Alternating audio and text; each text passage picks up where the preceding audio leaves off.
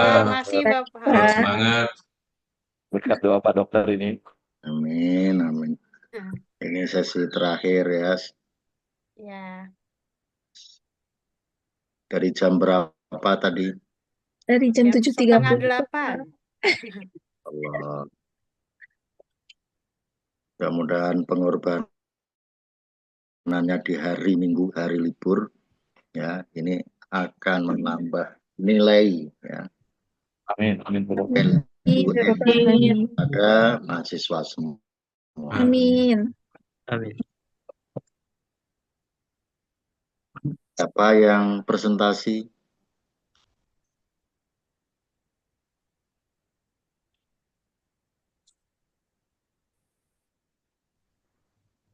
Bapak Arif, ya, Ibu Fitri.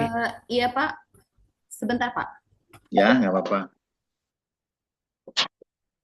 Atau sambil nunggu saya absen dulu aja ya. Ya, Ya, silakan. ya Pak Dokter.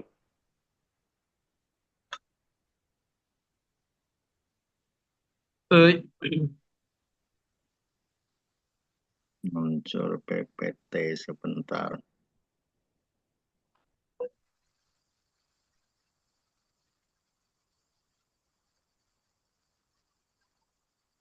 Izin Pak, apa bisa dimulai? Absen dulu, Bu. Oh Dan iya. dulu aja ya, udah terlanjur. Ibu siap-siap nggak apa-apa.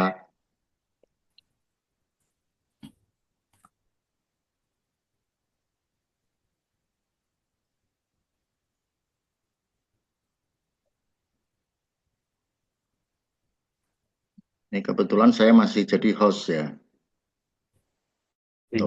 Jadi Ya, nanti habis ini saya kasih ke Ibu.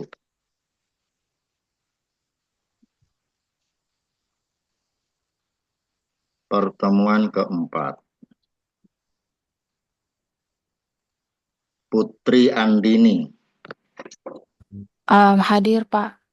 Uni Handayani, Hadir, Pak. Rahmati, Hadir. Arif, Hadir. Arif, Hadir. Hadir, Pak. Liga Valiansa, Hadir, Dok. Tuhu Wiono, Hadir, Pak.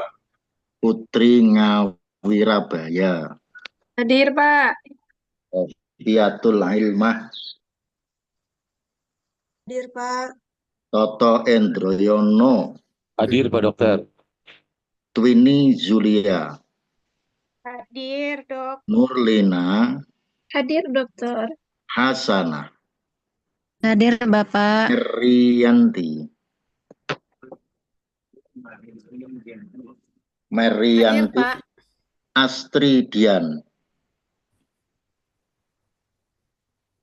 Astridian Sutrismin, Pak. Rahayu Erlina,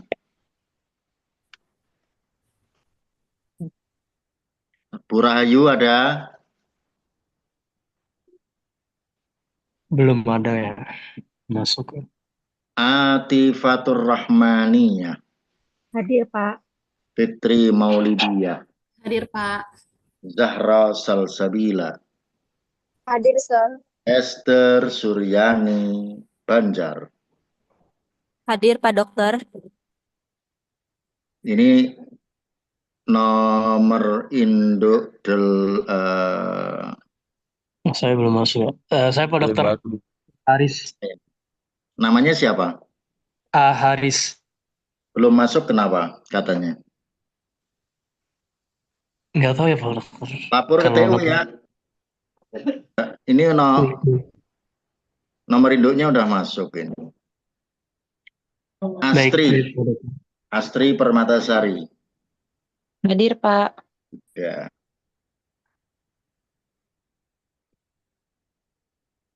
Baik. Saya harus pindahkan host dulu ya. Ini. Oh, Arif sudah jadi host sekarang. Silakan Pak Arif. Iya, Pak. Terima kasih. Izin mulai, Pak Dokter. Silakan. Bismillahirrahmanirrahim. Perkembangan filsafat ilmu. Bismillahirrahmanirrahim. Assalamualaikum warahmatullahi wabarakatuh. Waalaikumsalam Waalaikumsalam warahmatullahi warahmatullahi wabarakatuh. wabarakatuh. Yang terhormat Bapak Dr. Muhammad Misbah selaku dosen kami, Bapak Ibu, teman-teman yang saya hormati, izin saya Ari Purnama beserta Ibu Fitri Maulidia akan mencoba memaparkan materi yang menjadi tugas kami. Silakan di-share Miss Fitri. Baik, kami, saya dan Bu Fitri akan menyampaikan materi sejarah dan perkembangan ilmu filsafat. Bapak Ibu yang saya hormati, dalam sebuah sejarah, filsafat dan ilmu adalah dua kata yang berkaitan baik secara isi maupun sejarah.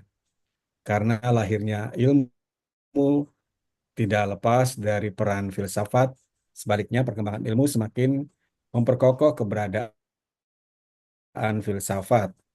Filsafat berhasil mengubah cara berpikir orang Yunani pada saat itu dan umat manusia dari mitos menjadi logosentris. Orang Yunani dan bangsa lain di dunia pada awalnya mengira bahwa semua peristiwa alam dipengaruhi oleh para dewa. Oleh karena itu, para dewa harus dihormati dan ditakuti serta disembah pada saat yang bersamaan. Melalui filsafat, cara berpikir yang selalu tergantung pada Tuhan diubah menjadi cara berpikir yang tergantung pada hubungan. Pada dasarnya, filsafat ilmu adalah studi filosofi tentang topik berkaitan dengan ilmu pengetahuan. Dengan kata lain, filsafat ilmu adalah usaha mengkaji dan memperdalam ilmu pengetahuan, baik secara sifat-sifat substansinya, perolehannya, maupun kegunaannya. Pengetahuan bagi kehidupan manusia. Kajian ini tidak terlepas dari referensi filosofis utama dalam bidang ontologi, epistemologi, dan eksiologi yang dikembangkan dan diperdalam oleh para ahli yang berbeda-beda. Tujuan dari penyajian presentasi kami adalah untuk mengetahui sejarah perkembangan filsafat ilmu pada zaman pra-Yunani, untuk mengetahui sejarah perkembangan filsafat ilmu pada zaman Yunani kuno, pada zaman pertengahan, pada zaman Renaisan, pada zaman modern, dan pada zaman kontemporer. Izin saya sampaikan satu persatu. Yang pertama adalah pada zaman pra-Yunani kuno. Dalam masa lebih dari 200 tahun yang lalu, yakni abad ke-8 hingga abad ke-6 sebelum Masehi, kehidupan masyarakat Yunani berjalan dengan pengaruh kedatangan kekuatan mitos-mitos, bahkan mitologi. Persoalan-persoalan dalam kehidupan mereka dipecahkan berdasarkan perkembangan mistis dan mitologi yang beredar. Menurut Musyafir dan menurut Mustansyir dan Munir, zaman pada saat ini memiliki ciri-ciri antara lain: satu, kehidupan kesehariannya berdasarkan pada pengalaman. Dua, pengetahuannya diterima sebagai fakta, namun dihubungkan dengan kekuatan magis. Tiga, kemampuan dalam menemukan abjad dan sistem bilangan alam dalam mengungkapkan perkembangan pemikiran manusia ke tingkat abstraksi. Yang keempat, kemampuan dalam memprediksi suatu peristiwa berdasarkan peristiwa lainnya. Pada masa abad ke-7 sebelum Masehi, di Yunani muncul budaya baru yang disebut dengan budaya polis. Yang dimaksud dengan polis, ya ini negara atau kota yang memiliki otonomi administratif dan konstitusional serta dapat mengatur kehidupan warga negaranya sendiri. Hal penting dari polis adalah keterbukaan warga dalam menerima unsur-unsur dari luar. Oleh sebab itu, muncul peluang untuk berdiskusi di dalam inti politik yang disebut arogan. Dalam kondisi yang menyebabkan mitologi tradisional mulai hilang kewibawaannya. Ketika mempelajari fenomena alam, orang mulai menunjukkan rasa ingin tahunya. Dan setelah itu mulailah mereka menemukan apa yang ada di balik fenomena tersebut. Yang selanjutnya yaitu zaman Yunani kuno. Periode filsafat Yunani kuno merupakan periode yang sangat penting dalam sejarah peradaban manusia, karena saat itu terjadi perubahan pola pikir dari mitosentris menjadi logosentris. Perubahan pola pikir tersebut nampak sederhana, tapi implikasinya tidak sederhana. Karena selama ini alam ditakuti dan dijauhi, kemudian didekati, bahkan dieksploitasi. Dahulu manusia menghadapi eh, dalam fenomena alam secara pasif, dan pada zaman ini mereka menjadi lebih proaktif dan kreatif sampai alam tersebut dijadikan objek penelitian bahkan pengkajian. Ciri-ciri pada zaman Yunani kuno adalah: satu, setiap orang bebas mengekspresikan pikiran mereka. Dua, masyarakat tidak lagi mencapai adanya mitos. Tiga, masyarakat menerima pengalaman bukan atas dasar sikap menerima, tapi pada sikap yang memiliki, saya ulangi, sikap yang menyelidiki secara kritis. Tokoh terkenal dari Yunani kuno antara lain Thales 625-545 sebelum Masehi. Thales bisa dikatakan sebagai salah satu dari tujuan orang bijak dalam cerita Yunani kuno. Nama lain yaitu Solons, Bias, Pitakos, Chilon, Priandos, dan Cleobulos. Mereka, mereka, ting maaf, mereka tinggal di kota Miletos dan terkenal dengan nasihat singkatnya seperti dikenali dirimu. Semuanya berpikiran ingat akhirnya, tahan amarahmu. Thales dianggap sebagai bapaknya filsafat Yunani. Filosofinya diajarkan dari mulut ke mulut dan murid-murid juga dikembangkan. Menurut Aristoteles, kesimpulan dari ajaran Thales adalah semuanya adalah air. Air cair adalah permulaan, pokok, dan dipengaruhi oleh ajaran gurunya Anaximandros bahwa jiwa itu serupa dengan udara. Kemudian selanjutnya adalah zaman pertengahan. Next slide. Zaman pertengahan, pada zaman ini ditandai dengan terjunnya para teolog ke dalam dunia ilmu pengetahuan di daerah Eropa. Aktivitas ilmiahnya seperti kegiatan keagamaan.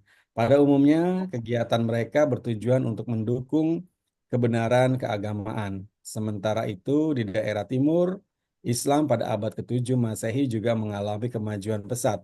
Pada abad ke-8 Masehi, yakni 7 abad sebelum Galileo Galilei dan Kopernikus berjaya, telah didirikan sekolah kedokteran dan astronom di Judisapur. Pada abad ini Islam membantu banyak sekali dalam ilmu pengetahuan, seperti: satu, menerjemahkan peninggalan bangsa Yunani dan menyebarluaskan seni rupa sehingga dapat dikenal di dunia barat. Kedua, memperluas pengamatan dalam ilmu kedokteran, obat-obatan, astronomi, ilmu kimia, ilmu bumi, dan ilmu tumbuh-tumbuhan, serta menegakkan sistem desimal dan dasar-dasar aljabar. Filsafat pada pertengahan filsafat abad pertengahan adalah cara pemikiran yang sangat berbeda dari pemikiran dunia kuno. Filsafat abad pertengahan menggambarkan era baru di tengah bangsa baru, yaitu bangsa Eropa Barat. Filosofi baru ini disebut skolastik. Abad pertengahan disebut sebagai era yang khas bagi pemikiran Eropa. Perkembangan di abad ini dan menerapkan batasan yang disesuaikan dengan ajaran agama. Ketika mayoritas masyarakat mengambil sikap pandang yang demikian jauh dari filsafat, bukan berarti filsafat otomatis mati dan tidak berkembang dalam lintasan sejarah dunia. Sejarah mencatat di masa apartistik ini muncul tokoh dan ilmuwan yang konsen terhadap persoalan filsafat meskipun dalam jumlah yang sangat sedikit dan hampir tidak punya pengaruh terhadap kecenderungan masyarakat yang mitologis. Tokoh filsafat pada pertengahan ini adalah Plotinus 204 sampai 269 Masehi dan Augustine 354 sampai 430 Masehi yang telah berpengaruh cukup signifikan terhadap pemikiran tentang ciri keesaan Tuhan. Pemikiran kedua tokoh ini juga sangat mempengaruhi terhadap pemikiran filosofis yang dibangun oleh Anselm 1033 sampai 2209 Masehi dan Thomas Aquinas 1225 sampai 1274 Masehi di abad pertengahan. Yang pertama kita bahas Agustin atau sering disebut dengan Agustinus. Waktu mudanya ia mengalami filsafat yang bermacam-macam coraknya. Dan dalam beragama ia juga mengenal bermacam aliran. Pada umur 33 tahun ia menjadi Katolik. Buku-buku karyanya tidak semata-mata memuat filsafat tetapi juga merupakan penerangan agama. Dalam logika, Agustin memerangi skepsis. Skepsis itu menurut pendapatnya mengandung pertentangan dan kemustahilan. Skepsis menganjurkan keraguan-keraguan tentang segala-galanya. Menurutnya, siapa yang berpikir tentulah ia ada, jadi ada kepastian padanya. Yang kedua, Thomas Aquinas. Thomas dilahirkan dekat kota Aquino tahun 1225. Sebab itu ia sering disebut Thomas Aquinas. Masa mudanya ia menjadi murid Albertus di Paris. Kemudian ia mengikuti jejak gurunya dan menjadi pembesar pada ordonya di Jerman dan mengajar di perguruan tinggi di sana. Filsafat Aristoteles direnungkan secara mendalam oleh Thomas Aquinas. Tanpa ragu-ragu ia mengambil filsafat Aristoteles sebagai dasar dalam berfilsafat. Ia membuang hal-hal yang tidak pas dengan ajaran Kristiani dan menambahkan hal-hal baru sehingga filsafatnya melahirkan suatu aliran yang bercorak Thomisme yang menjadi ciri khas filsafat pada zaman pertengahan. Thomas dalam hal terjadinya alam semesta mengandung teori penciptaan. Artinya Tuhan menciptakan alam semesta dengan tindakan pencipta. Tuhan menghasilkan ciptaan dari ketiadaan. Karena segala sesuatu timbul oleh penciptaan Tuhan, maka segala sesuatu yang juga ambil bagian dalam kebaikan Tuhan. Selanjutnya, penciptaan itu bukan merupakan tindakan pada suatu saat tertentu yang sesuai itu ciptaan tersebut untuk seterusnya dibiarkan mengadu nasibnya sendiri. Mencipta berarti secara terus-menerus menghasilkan dan memelihara ciptaan. Tuhan menciptakan alam semesta serta waktu dari keabadian. Gagasan penciptaan tidak bertentangan dengan alam abadi. Kitab suci mengajarkan bahwa alam semesta berawal mula, tetapi filsafat tidak membuktikan hal itu. Seperti halnya juga filsafat tidak bisa membuktikan bahwa alam semesta tidak berawal mula. Baik Bapak Ibu, Pak Dokter, izin selanjutnya slide akan dibacakan oleh rekan kami Ibu Fitri. Silakan Bu Fitri. Baik, terima kasih Pak Arief. Pak Misbah, saya izin melanjutkan materi di zaman Renaissance. Era Renaissance terjadi pada abad ke-14 sampai 17 Masehi. Zaman Renaissance ini ditandai sebagai era kebangkitan pemikiran yang terbebas dari dogma-dogma agama. Renaissance adalah zaman peralihan ketika kebudayaan abad pertengahan mulai berubah menjadi suatu kebudayaan yang modern. Penemuan ilmu modern dimulai dari masa Renaissance ini. Ilmu yang berkembang pesat pada masa ini adalah ilmu astronomi. Tokoh yang terkenal pada saat ini antara lain Roger Bacon, Copernicus, Tycho Brahe, Johannes Kepler, dan Galileo Galilei. Adanya penemuan astronom seperti Copernicus dan Galileo menjadi dasar lahirnya astronomi modern yang menandai titik balik pemikiran ilmiah dan filosofi. Menurut pendapat Roger Bacon, ia berpendapat bahwa pengalaman empiris adalah dasar utama untuk pengujian awal dan akhir dari semua pengetahuan. Matematika merupakan syarat mutlak untuk mengolah semua informasi. Dan menurut Bacon ini, filsafat harus dipisahkan dari teologi itu sendiri. Dia masih menerima agama-agama lama, agama-agama di zaman sebelumnya.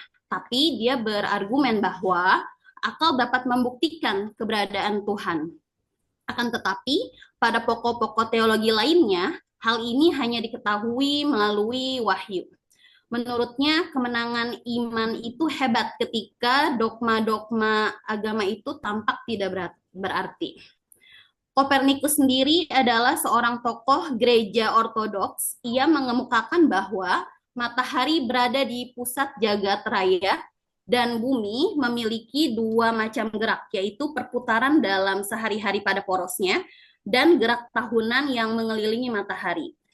Teori ini juga disebut heliosentris, yaitu di mana matahari adalah pusat alam semesta, bukan bumi seperti yang dikemukakan oleh penemu sebelumnya, yang dibenarkan oleh gereja ortodoks sendiri. Selanjutnya, zaman modern. Zaman modern terjadi pada sekitar abad 17 sampai dengan penemuan dalam bidang ilmiah. Benua Eropa dipandang sebagai basis perkembangan ilmu pengetahuan. Slamet dan Imam Santoso mengemukakan 3 sumber kemajuan, yaitu yang pertama, hubungan Islam dan semenanjung Liberia dengan negara-negara Prancis.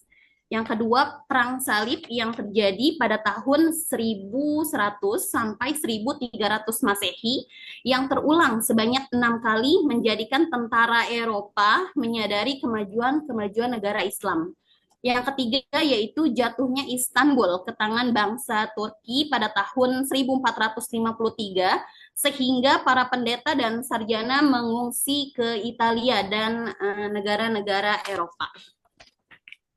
Di zaman modern ini muncul periode di mana ada berbagai aliran pemikiran filosofis dan ilmiah yang berkembang. Berikut ini adalah beberapa aliran pemikiran, ada 5, diantaranya empirisme. Empirisme adalah pandangan bahwa pengetahuan berasal dari pengalaman dan observasi yang konkret. Penganut empirisme seperti John Locke dan David Hume percaya bahwa pikiran manusia pada awalnya adalah kertas kosong atau disebut tabula rasa. Kemudian diisi oleh pengalaman-pengalaman sensorik. Lalu yang kedua, aliran pemikiran yang kedua yaitu rasionalisme. Adalah pandangan bahwa pengetahuan dapat diperoleh melalui akal budi dan pemikiran rasional.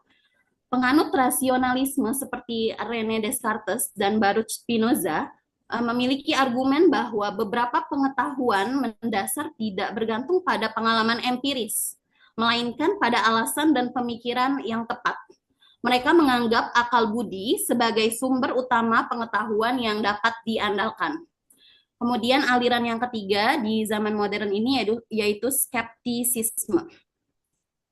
Skeptisisme adalah sikap skeptis. Jadi sikap skeptis itu adalah sikap cenderung tidak percaya terhadap aliran. Penganut skeptisisme ini yaitu antara lain Piro dan David Hume. Mereka mempertanyakan kemampuan manusia untuk mencapai pengetahuan yang pasti.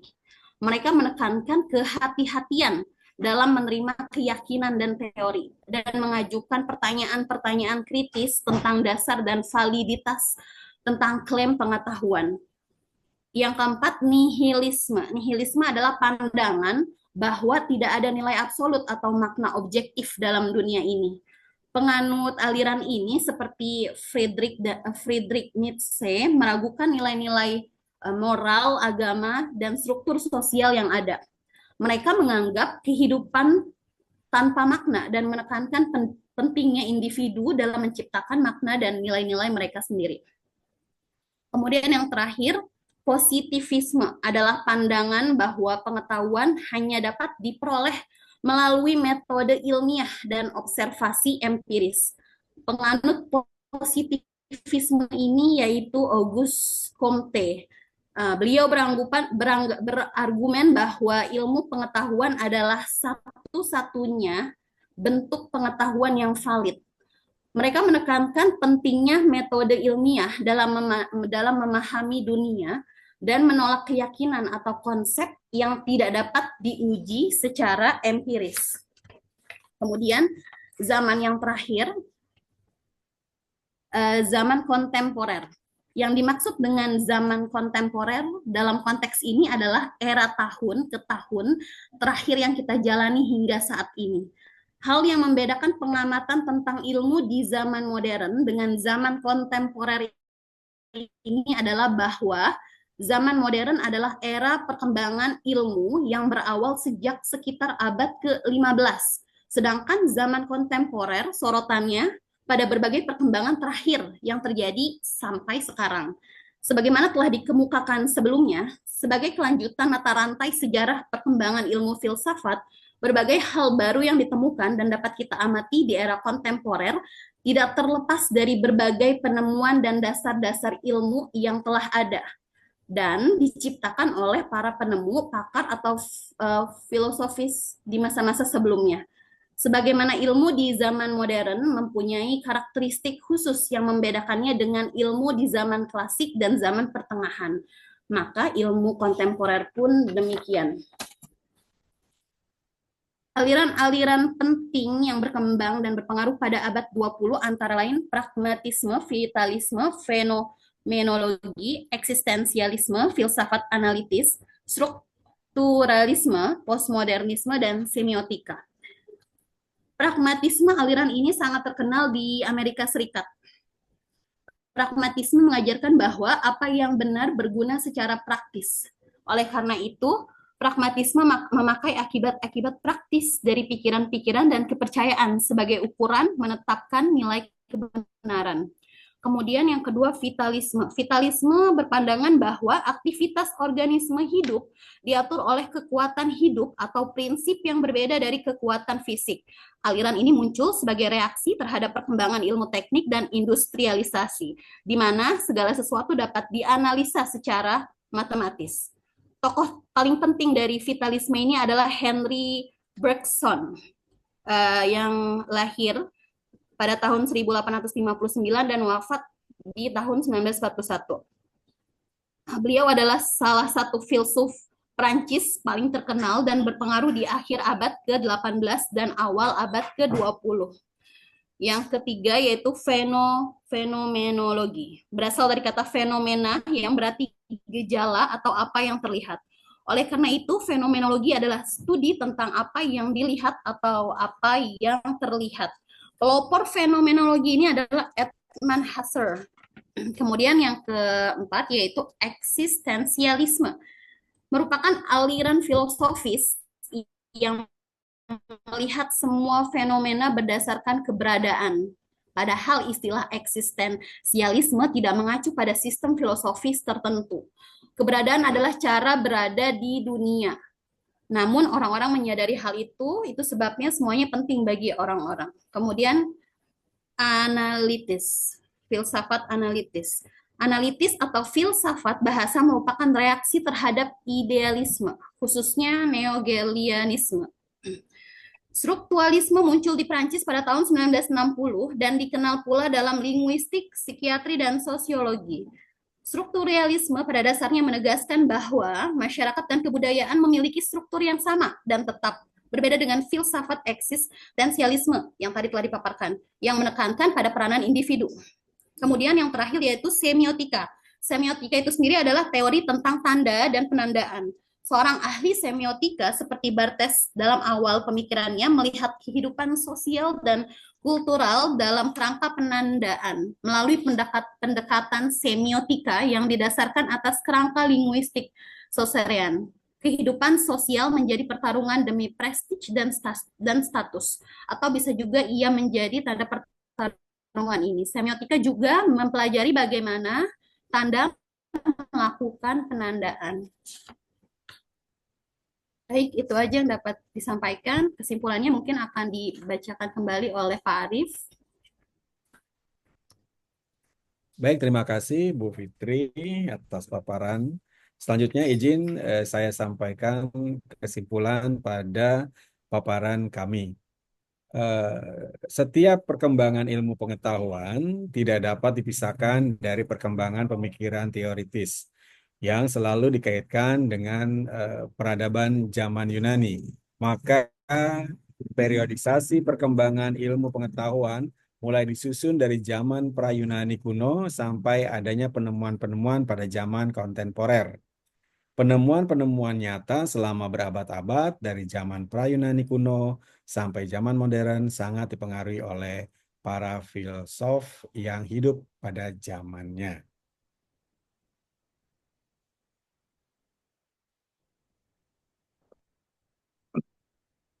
Iya, ini slide yang saya tunggu-tunggu dari tadi.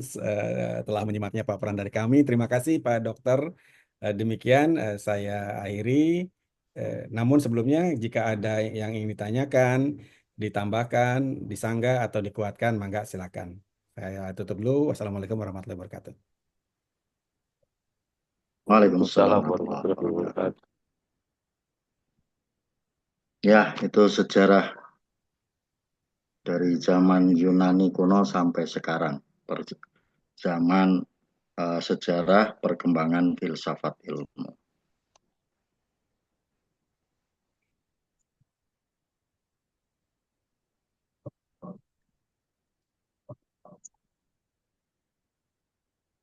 Silakan ditutup dulu slide-nya.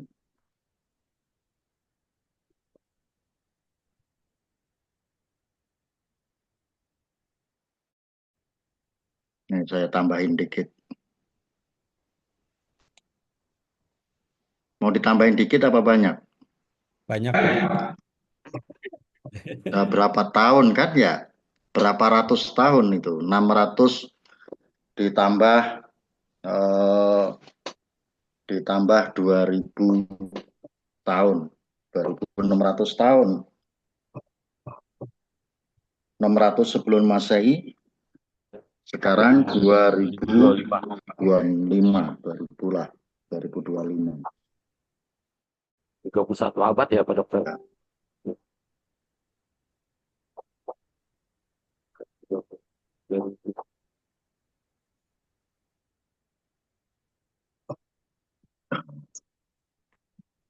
Sejarah filsafat ilmu itu identik dengan sejarah filsafat dan pengetahuan.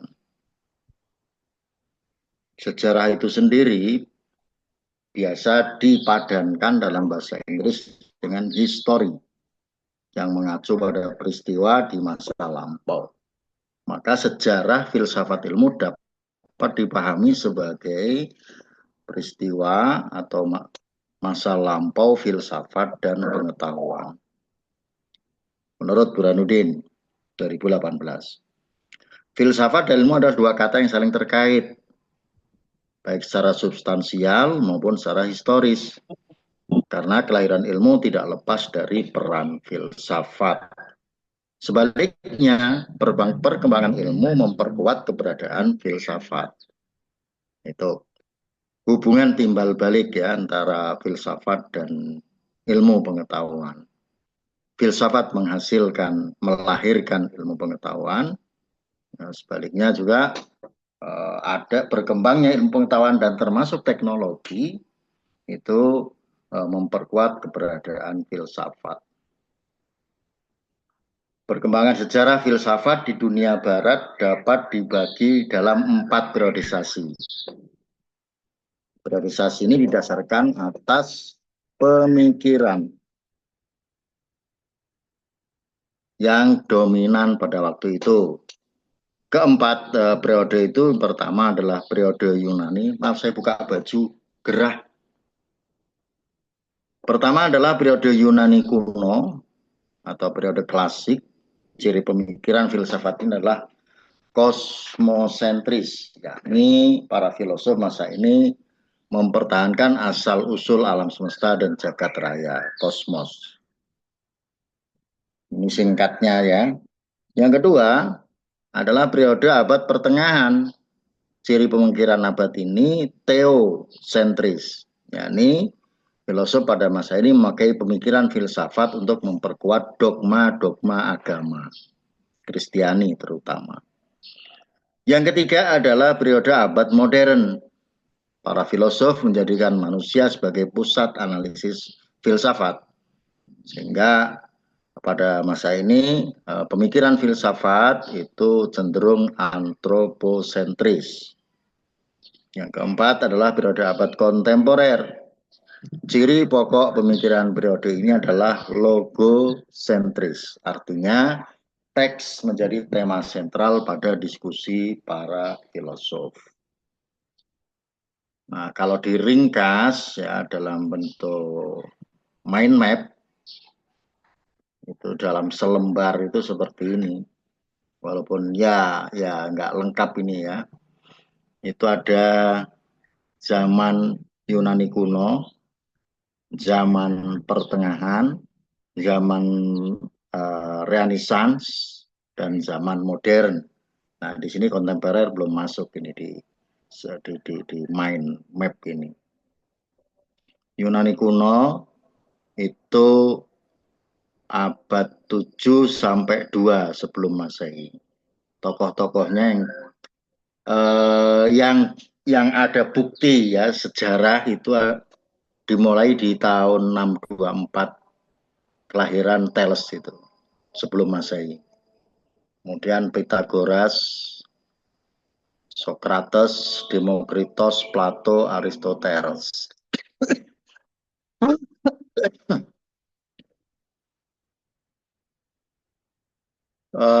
Thales itu pemikiran yang terkenal segala sesuatu itu berasal dari air.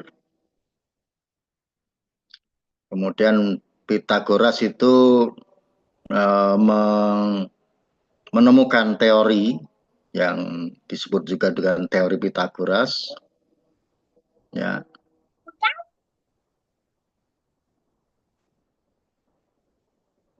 Termasuk juga temuannya adalah perbentukan benda berdasarkan segitiga. Ada hubungan nada dan panjang dawai. Socrates itu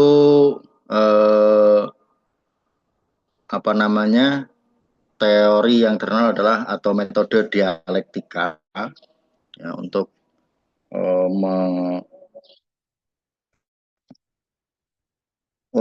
melatih ya, untuk mengasah berpikir itu ya dengan dialek, dengan melakukan dialog. Ya. Ada kemudian Demokritos itu menemukan konsep atom dan seterusnya. Ya, ada zaman pertengahan itu, nah di sini ada dua ya, ada di timur dan barat. Di barat itu ada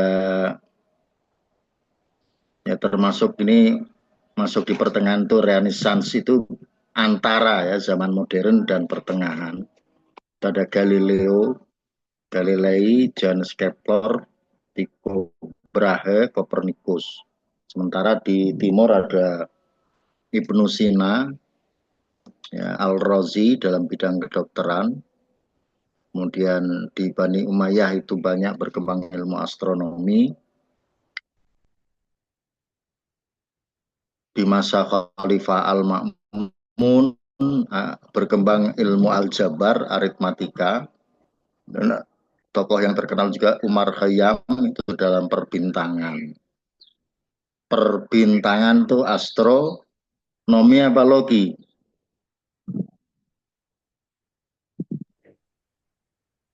Perbintangan di sini itu ilmu astronomi apa Astronomi. Dokter Miss. astrologi? Astronomi. Astronomi. Pak. Astronomi. Astronomi ya.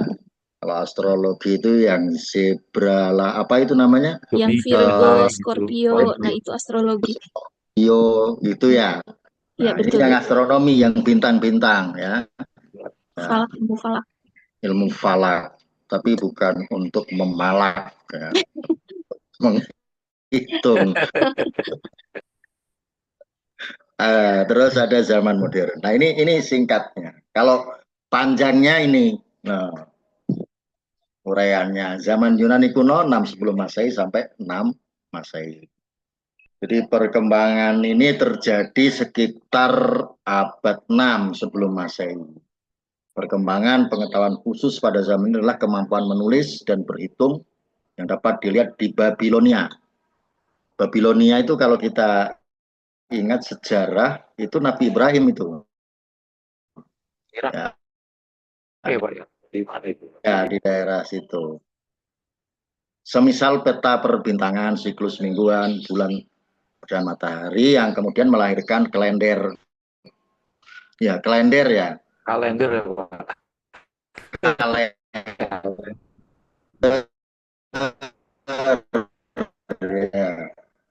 Kemampuan lainnya segitiga siku-siku dengan sisi 3, 4, dan 5 unit. Ini cikal bakal aritmatik dan geometri. Perkembangan periode Yunani ditandai dengan pembabakan sejarah pengetahuan mulai dari zaman mitologi yang tadinya segala sesuatu itu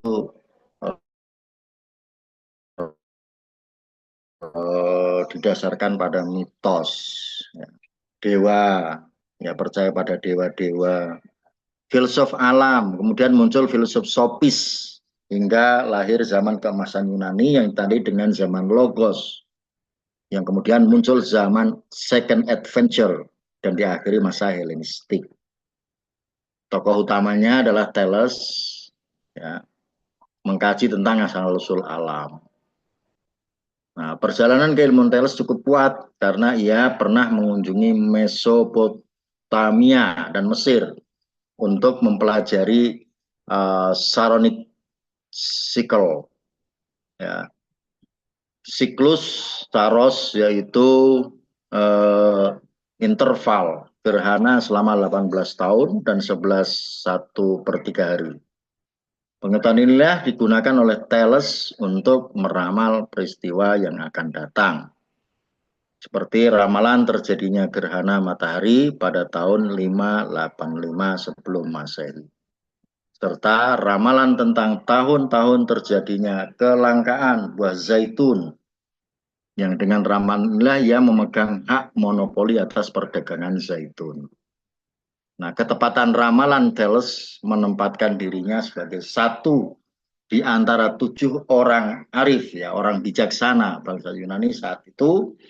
Thales sejajar dengan Bias, Cylon, Cleobulus, ya, Cleobulus, Mison of Chen, Pittacus, dan Solon. Thales digelari bapak filsafat karena ia dianggap sebagai orang yang mula-mula berfilsafat. Gelar itu diberikan karena ia mengajukan pertanyaan dasar, what is the nature of the word stuff? Nah, terlepas dari apapun jawabannya, pertanyaan ini saja telah dapat mengangkat namanya menjadi filsuf pertama. Ia sendiri menjawab air. Jawaban ini belum tuntas karena dari apa air itu masih timbul pertanyaan lagi. Air dari apa? Nah, Thales mengambil air sebagai asal alam semesta, barangkali karena melihatnya sebagai sesuatu yang amat diperlukan dalam kehidupan. Dan menurutnya bumi ini terapung di atas air. Ya, dan pada kenyataannya memang segala yang hidup itu membutuhkan air.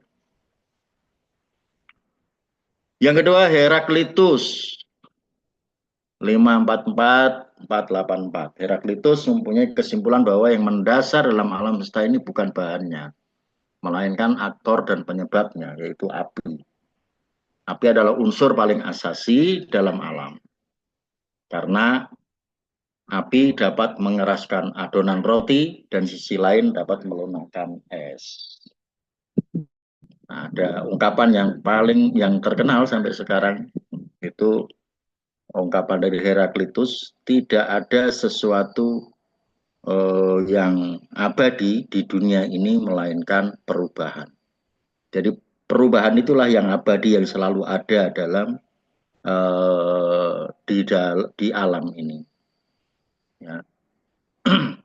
Oleh karena itu kita harus berubah kalau ingin, atau organisasi apapun itu harus melakukan perubahan jika ingin survive. Pitagoras yang ketiga berpendapat bahwa bilangan adalah unsur utama dari alam dan sekaligus menjadi ukuran. Unsur bilangan merupakan juga unsur yang terdapat dalam segala sesuatu. Unsur-unsur bilangan itu adalah genap dan ganjil. Nah, ini yang dipakai di DKI. Terbatas dan tidak terbatas.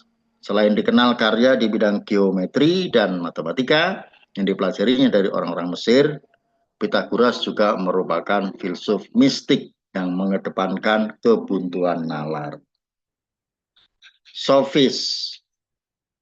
Para filosof alam ternyata tidak dapat memberikan jawaban yang memuaskan sehingga muncullah kaum sofis.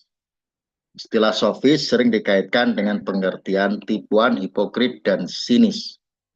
Mereka berasal dari kalangan kurang terpelajar dan bahkan datang dari kelas rendah, tapi memiliki kemampuan dalam berdebat atau silat lidah.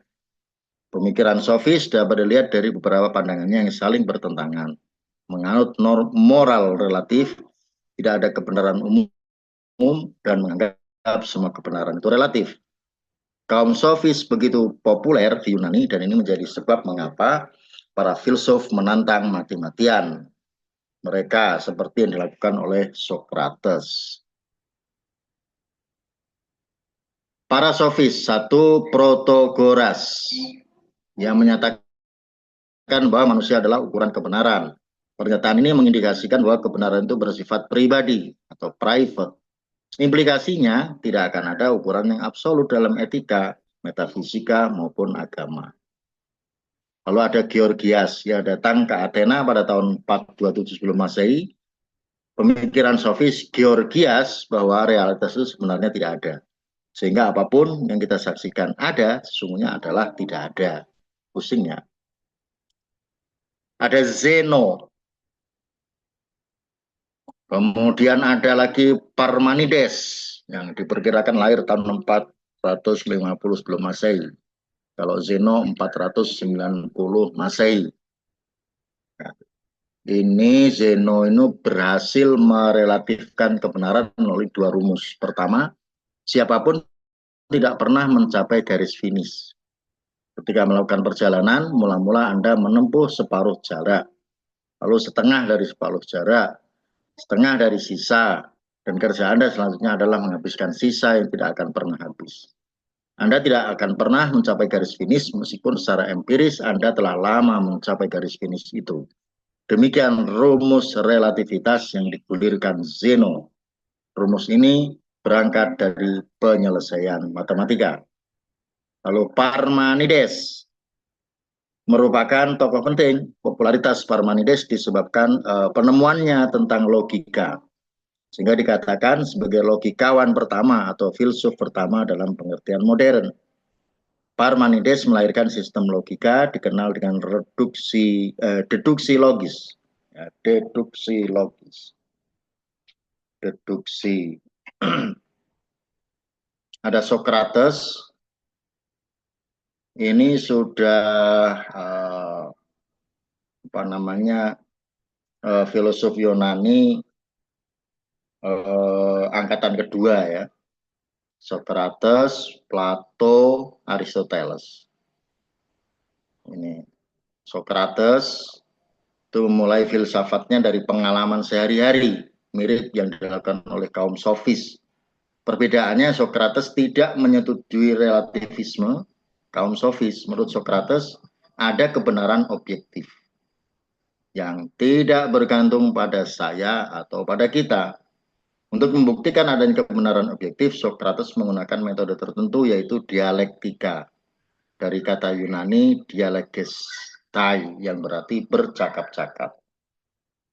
Dan murid dari Sokrates itu Plato, ini dari keluarga bangsawan, kemudian mengikuti ajaran Sokrates dengan taat. Sepeninggalan gurunya, banyak buku yang ditulisnya. Ia aktif dalam pengembangan filsafat dengan mendirikan sekolah khusus yang disebut akademia. Konsep ketuhanan Plato berpijak pada konsep ide, yaitu suatu pandangan bahwa terdapat suatu dunia atau dunia ide di balik alam kenyataan, sebagai hakikat dari segala yang ada. Jadi sesuatu itu ada karena di pikiran kita itu ada. Nah, itu yang disebut dengan ide. Aristoteles, murid dari Plato, lahir di Stagira 384 sebelum Masehi. Prestasi akademik diperoleh ketika belajar di Athena dan menjadi murid Plato selama lebih kurang 20 tahun. Ia diangkat menjadi pemimpin sekolah akademia setelah Plato meninggal. Selain mendirikan sekolah di Asus, ya, sekarang jadi merek laptop ya, juga menjadi guru Alexander the Great, yaitu raja Yunani yang perkasa. Karya-karyanya mencakup hampir semua disiplin keilmuan yang ada, yaitu logika, filsafat alam, metafisika, etika, politik, retorika, dan sebagainya. Konsep pengetahuannya didasarkan pada filsafat Gis, yaitu keberadaan Tuhan, didasarkan pada gerakan alam. Yaitu setiap gerakan dalam alam ini digerakkan oleh sesuatu yang tidak bergerak, yaitu Tuhan. Aristoteles mengatakan bahwa gerakan alam sepenuhnya bergerak menuju kepada sumber atau Tuhan. Konsep ketuhanan Aristoteles dengan argumen gerak ini sangat menarik perhatian filosof berikutnya, termasuk filosof Muslim. Second Adventure dan Hellenisme. Pada pasca Aristoteles yang terbentang antara tahun 400 hingga 200 sebelum Masehi sebagai tahun tumbuh suburnya pengetahuan manusia, atau dikenal dengan the second adventure. Ilmu-ilmu yang dikembangkan pada masa ini meliputi bahasa, filsafat, logika, sastra, dan sejarah. Nah, di masa second adventure ini lahir pula Euclid, Archimedes, dan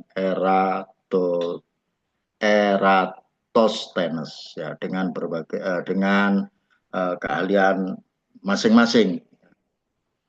Ada geometri, ilmu bumi, dan seterusnya. Ini panjang sekali ini kalau di ini kan. Ini kita lompat saja ke abad pertengahan 500 Masehi sampai 1500 Masehi. Yang dikenal sebagai periode abad gelap Eropa.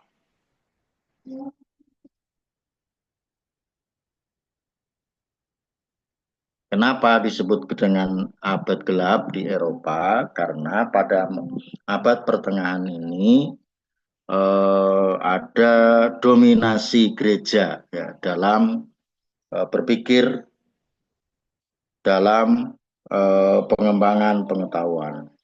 Jadi kebenaran itu jika sesuai dengan pemimpin gereja.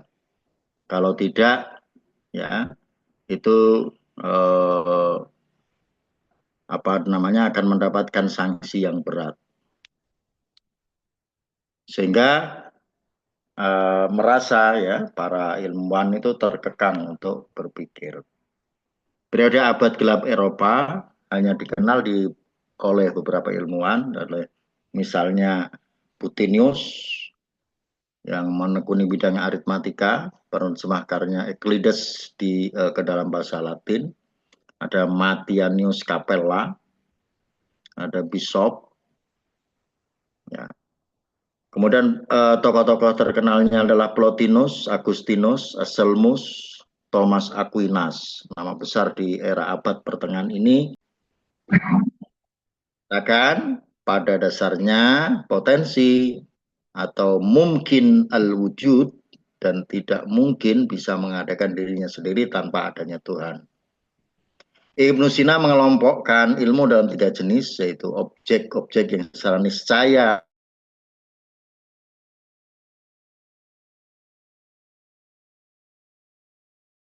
dan objek-objek yang pada dirinya imaterial, tapi kadang melakukan kontak dengan materi dan gerak.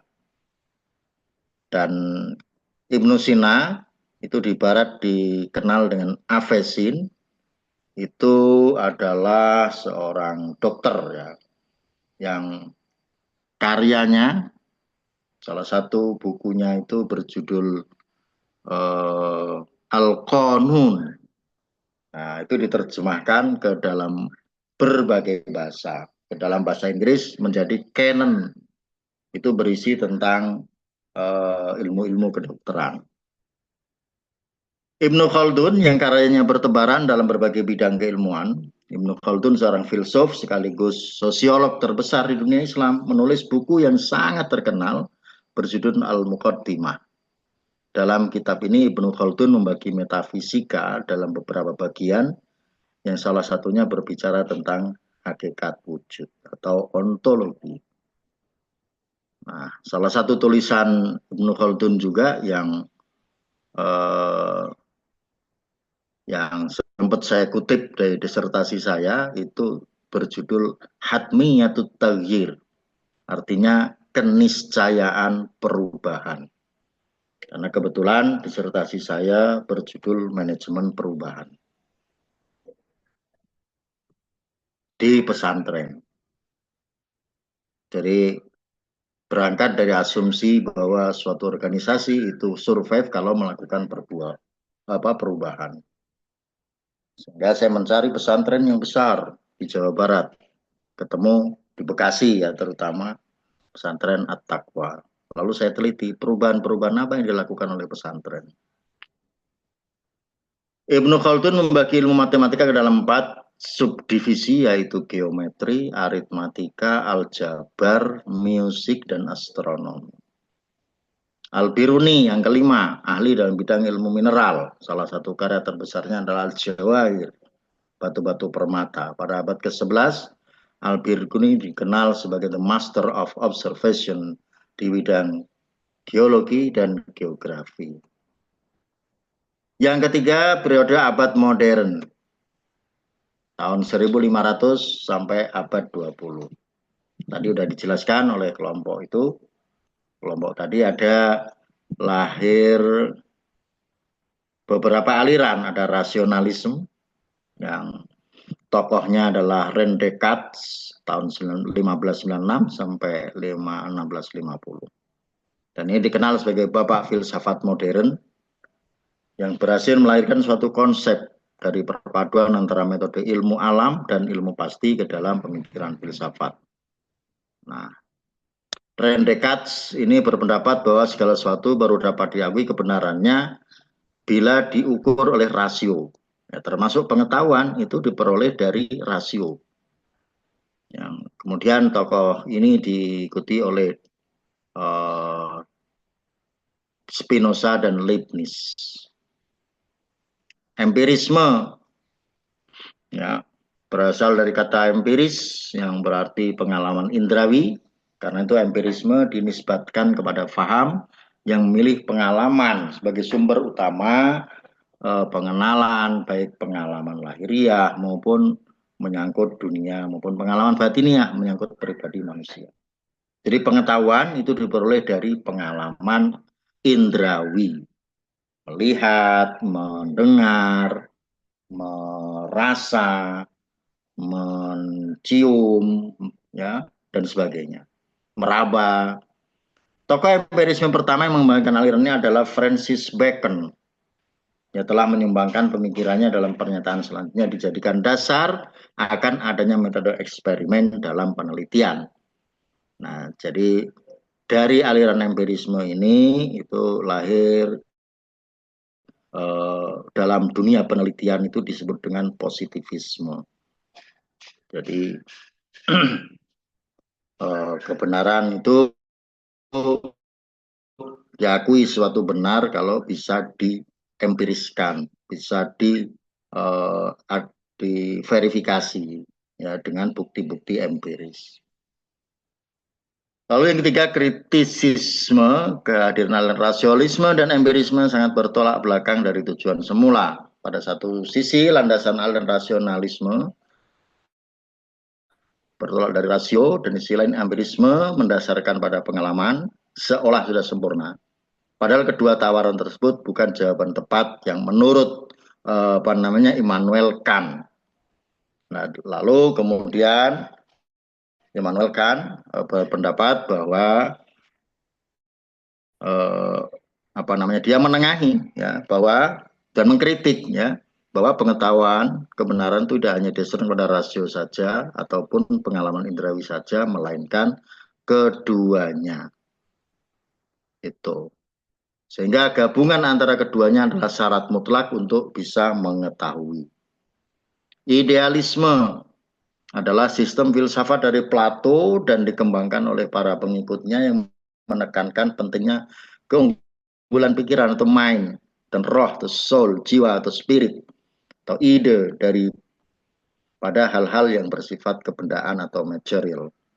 Tokoh aliran idealisme bersumber dari kritisisme Immanuel Kant, yaitu Plato, Spinoza, Leibniz, Berkeley, Fichte, Schelling, dan Hegel. Masih idealisme adalah sistem filsafat dari Plato, ini sama ya. Pandangan idealisme tidak memisahkan antara sesuatu yang bersifat abstrak yang ada dalam tataran ide dengan dunia materi. Namun menurutnya yang ditekankan adalah bahwa yang utama adalah dunia ide. Karena dunia materi tidak akan pernah ada tanpa terlebih dahulu ada dalam tataran ide. Jadi adanya sesuatu itu karena memang ada dalam pikiran kita. Ya. Jadi terlebih dulu ada dalam pikiran baru bilang itu ada. Menurut idealisme. Positivisme menyatakan bahwa positivisme adalah doktrin filosofi dan ilmu pengetahuan sosial yang menempatkan peran sentral pengalaman dan bukti empiris sebagai basis dari ilmu pengetahuan dan penelitian. Tokoh yang mempelopori hal ini adalah Auguste Comte. Comte menampilkan ajaran terkenal itu hukum 3 tahap, the law of three.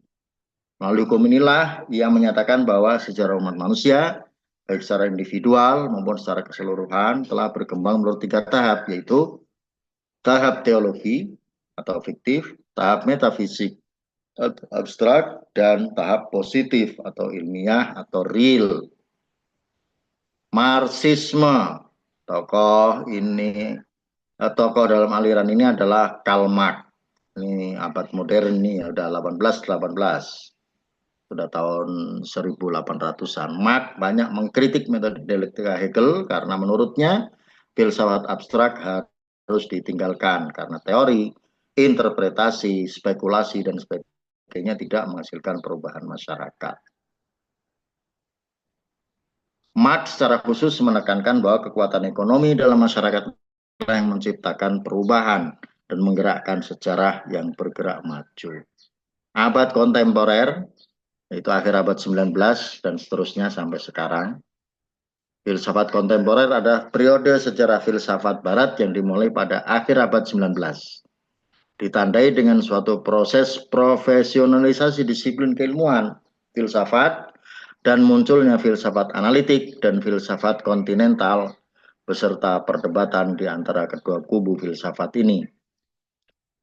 Istilah filsafat kontemporer adalah bagian dari terminologi teknis dalam filsafat yang mengacu pada periode tertentu dalam sejarah filsafat barat. Namun demikian ungkapan ini sering dirancukan dengan filsafat modern yang mengacu pada periode sebelumnya dalam filsafat barat. Filsafat pasca modern yang mengacu pada kritik-kritik filsuf kontinental terhadap filsafat modern dan penggunaan frase non-teknis mengacu pada kerja-kerja filsafat terkini.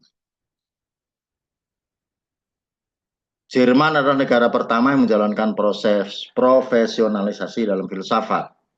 Pada akhir 1817, Hegel adalah filsuf pertama yang ditunjuk sebagai profesor oleh negara, yaitu Menteri Pendidikan Pemerintah Prusia, sebagai efek dari reformasi Napoleon di Prusia. Memang posisi Hegel ini dianggap di ambang pintu, sehingga kadang dianggap sebagai filsafat modern, kadang juga disebut filsafat kontemporer. Tetapi jika dilihat dari pengaruhnya, hampir semua filsafat kontemporer adalah reaksi terhadap Hegel. Sehingga Hegel biasanya dikelompokkan ke dalam filsafat modern. Di Amerika Serikat, proses profesionalisasi bidang kerja filsafat tumbuh dari reformasi yang berlangsung di negara-negara bagian Amerika Serikat yang masuk melalui sistem pendidikan tingginya, di mana sebagian besarnya didasarkan pada model yang telah sebelumnya diterapkan di Jerman. Profesionalisasi di Inggris sama-sama terikat dalam kerangka perkembangan pendidikan tinggi. Dalam karyanya pada Green, Dennis Layton membahas perubahan-perubahan dalam filsafat Inggris dan dia memperoleh gelar pertama filsuf akademik profesional di Britania Raya. Hasil akhir profesionalisasi di bidang filsafat menunjukkan bahwa pekerjaan dilakukan di lapangan sekarang hampir secara eksklusif dilakukan oleh dosen-dosen universitas yang memegang gelar doktor di bidang penerbitan yang bersifat sangat teknis, jurnal peer review. Kesimpulan, setelah membahas filsafat ilmu dan perkembangannya hingga saat ini, maka dapat ditarik kesimpulan bahwa ilmu filsafat terus-menerus mengalami bermacam-macam transformasi perubahan, sesuai dengan perkembangan dan dinamika masyarakat di zamannya. Menjadi tidak mengherankan, akan terus bermunculan cabang-cabang ilmu baru sebagai reaksi atas penemuan-penemuan baru, kesadaran-kesadaran baru sebagai pencapaian manusia di saat itu. Semakin tidak sesuainya kerangka berpikir filsafat lama dalam menyikapi fenomena yang dialami manusia, maka di situ akan muncul peluang ditemukannya, terciptanya kerangka berpikir filsafat baru sebagai respon dari fenomena yang baru. Burung irian, burung cendrawasih, cukup sekian. Terima kasih. Wassalamualaikum warahmatullahi wabarakatuh. Waalaikumsalam warahmatullahi wabarakatuh. Waalaikumsalam. Pantunnya luar biasa ini Pak Dokter kita. Ya, Iya, Pak. itu pun sudah disingkat segitu panjang karena memang perjalanan panjang dari abad Yunani kuno, beratus sebelum Masehi, ya sampai sekarang. Sampai 3.000 ya Pak Dokter ya, 3.000 abad kurang lebih ya. Iya. Ya, ini topik ini diharapkan memberikan gambaran kepada kita ya bagaimana ilmu yang ada hingga saat ini itu seperti itu perjalanannya. Yang awalnya itu dari cuma Thales yang bertanya apa asal kehidupan kan gitu ya. Ya ciri khasnya masing-masing itu Yunani kuno itu kosmosentris gitu kan. Kemudian singkatnya tadi yang di awal itu abad pertengahan itu teosentris, kemudian abad modern itu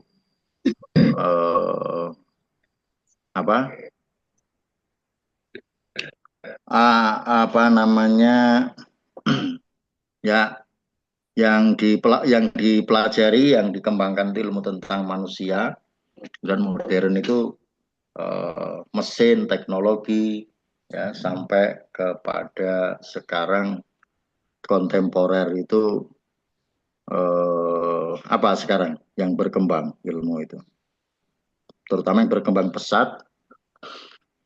Kalau modern itu mesin, ya kemudian kontemporer komputer, ya sampai sekarang itu kalau awal abad 19 itu perangkat kerasnya komputernya, sekarang perangkat lunaknya, sampai kepada sekarang berkembang adalah kecerdasan buatan, vertisi, Vision, AI.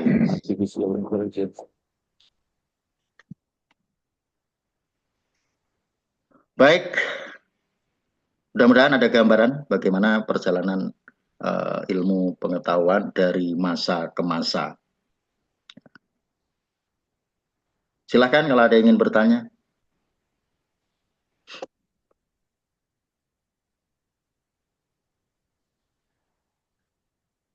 Pak Dokter, itu kalau kami perhatikan memang sangat kompleks sekali ya Pak Dokter ya, dari zaman sebelum Masehi hingga abad sekarang.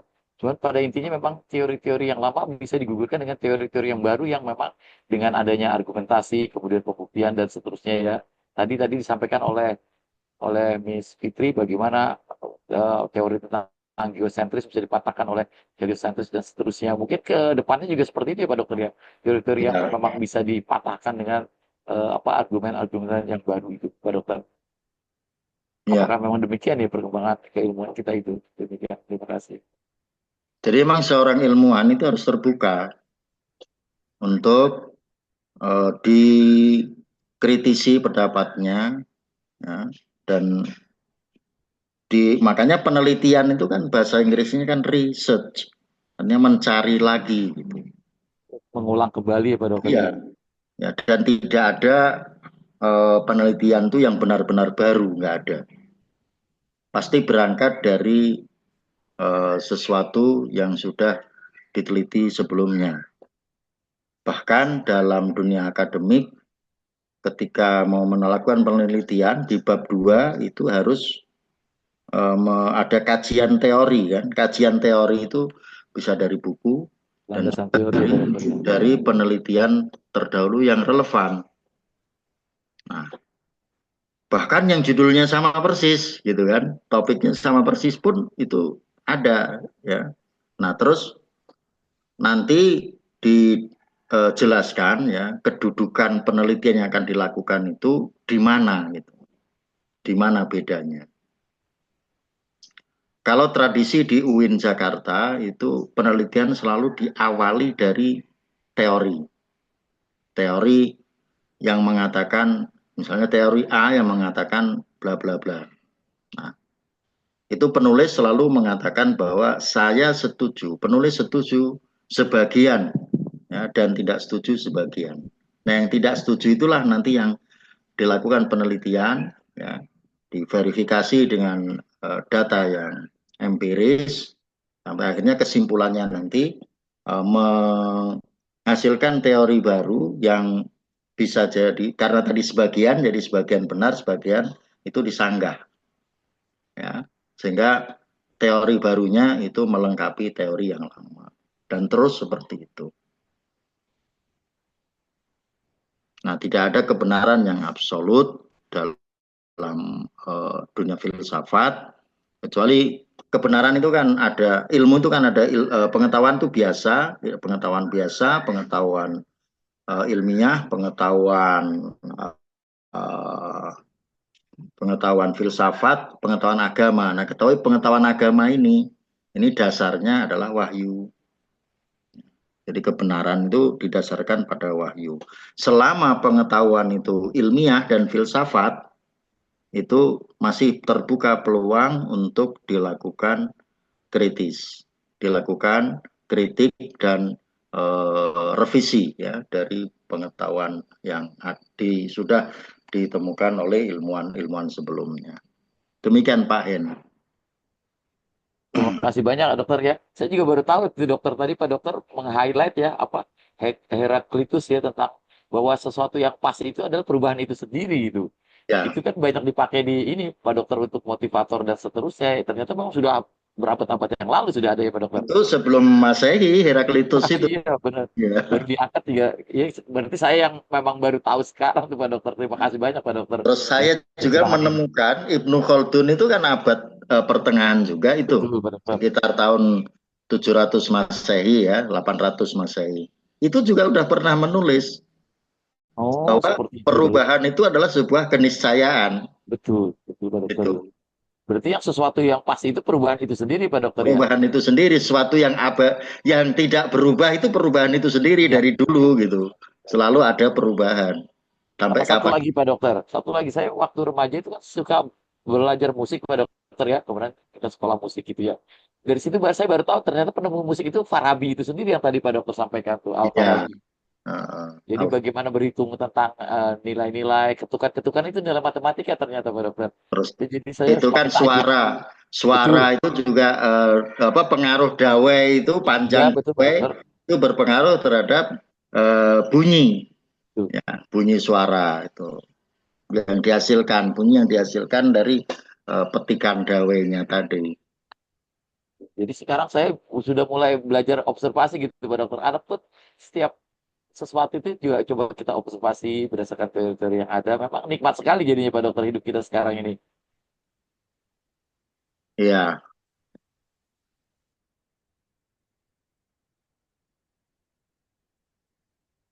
Jadi asik ya belajar filsafat ya. Betul betul Pak Dokter, asik sekali Pak Dokter. Tapi ada yang kurang nih Pak Dokter. Satu, Ya.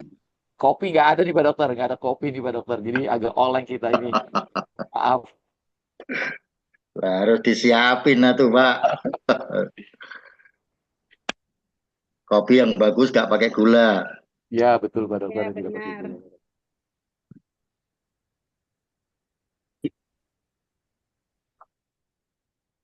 Sekali lagi terima kasih banyak Pak Dokter atas pencerahannya. Baik. Jadi kita Ya, sama-sama. Saya juga banyak belajar dari teman-teman ini. Saya mau konfirmasi.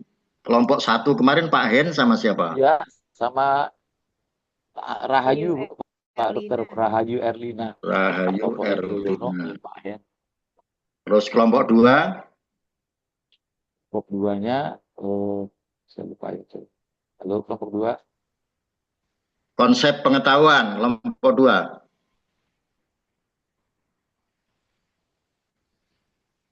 Coba kami buka ini lagi Pak Dokter penugasannya. Halo teman-teman yang kelompok 2 silakan Ya. merespon. Kelompok 2 saya Putri Andini sama sebentar. Yaro ya, Yaro Salsabila. Cara. Oh, iya Ibu Jaro dengan Putri Andini. Minggu depan ontologi, epistemologi dan aksiologi. Iya, Pak. Saya dan Sama Miss itu Sophie. Saya Ini, Pak. Twini Zulia. Dan Miss Sophie. siapa? Sophie apa? Ilma. Oh,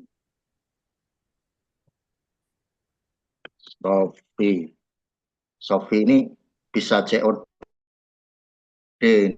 ini.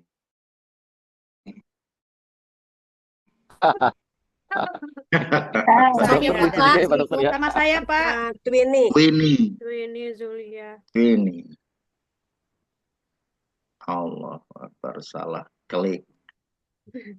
Twini.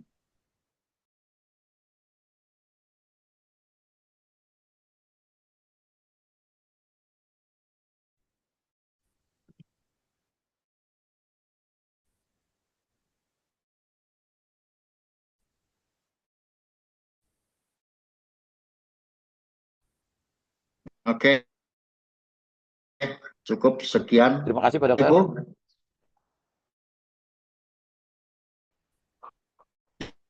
Silakan beristirahat. Terima kasih. Terima Pak. kasih. Terima kasih, Pak. Mohon doanya Pak.